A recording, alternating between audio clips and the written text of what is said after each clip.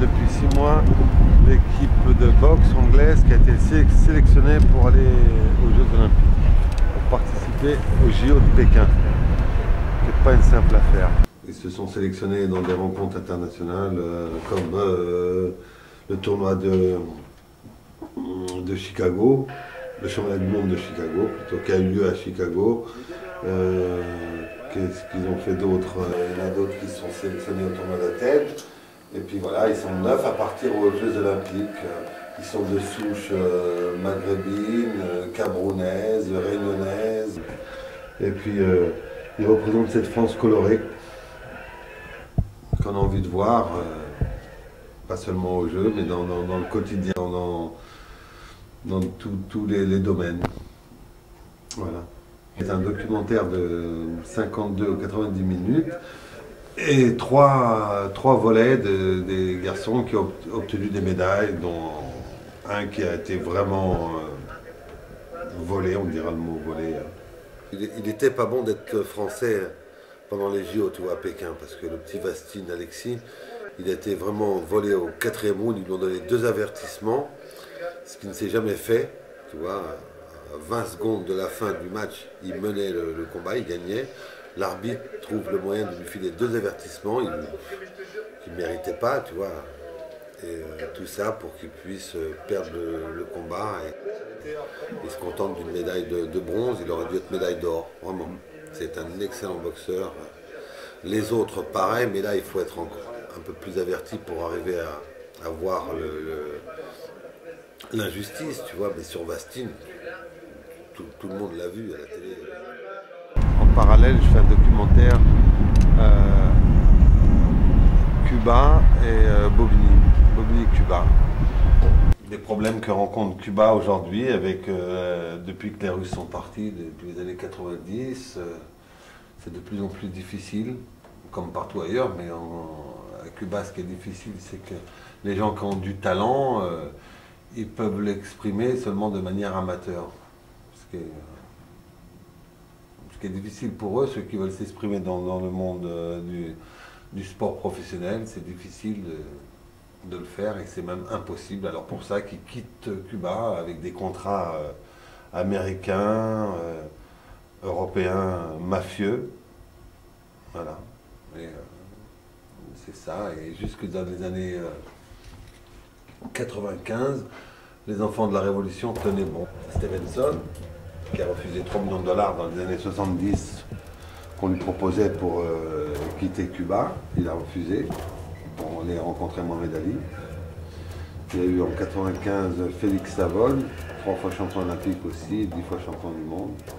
Il a refusé 10 millions de dollars. Il est resté à Cuba. Aujourd'hui, c'est plus le cas. Aujourd'hui, les sportifs de haut niveau s'en vont. Voilà. Et c'est ça le documentaire.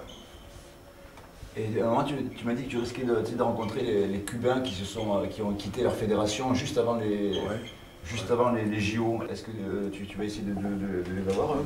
Oui, bien sûr. Parce que c'est typiquement Ça partait même du sujet.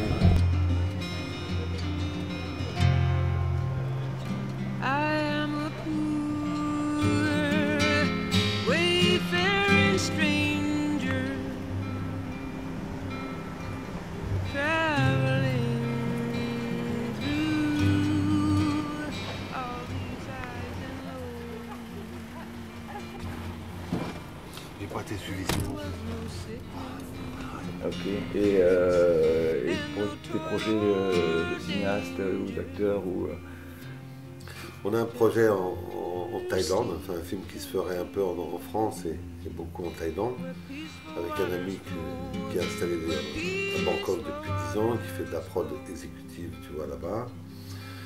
Et on travaille sur un scénario, là on lui a envoyé une première version. On va voir un peu ce que ça donne, si on va retravailler dessus, ça c'est sûr, mais c'est un projet qui nous tient à cœur. Voilà, ça en tant que... Je ne sais pas si je ferai l'acteur là-dessus, mais en tout cas on travaille sur un scénario de fiction, tu vois. Mais tu ferais la réalisation alors? Tu fais pas l'acteur? La production? Je sais pas, faut voir, parce que c'est lui qui produit le film, tu vois, alors je sais pas si... Ouais, je peux être en tout cas un des personnages, ça c'est sûr. Réaliser, pourquoi pas aussi. Et une question aussi que je pose aussi, c'est est-ce que tu aurais un appel d'offres à faire? Est-ce qu'il y aurait un truc que tu aimerais qu'il soit entendu ou que tu aurais un appel d'offres? Ouais, bien sûr. Je dirais aux enfants de se brosser les dents. Comme disait Mohamed Ali, brossez-vous les dents.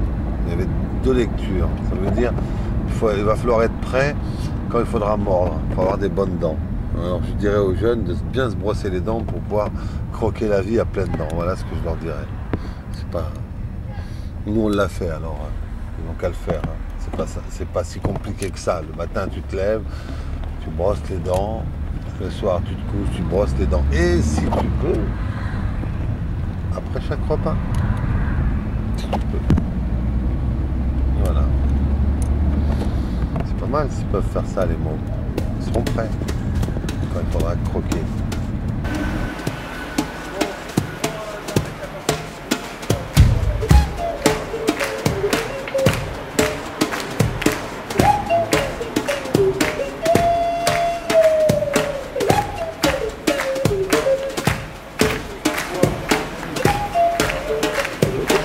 Bon salut, amis du sport, des loisirs, du spectacle. Ciao,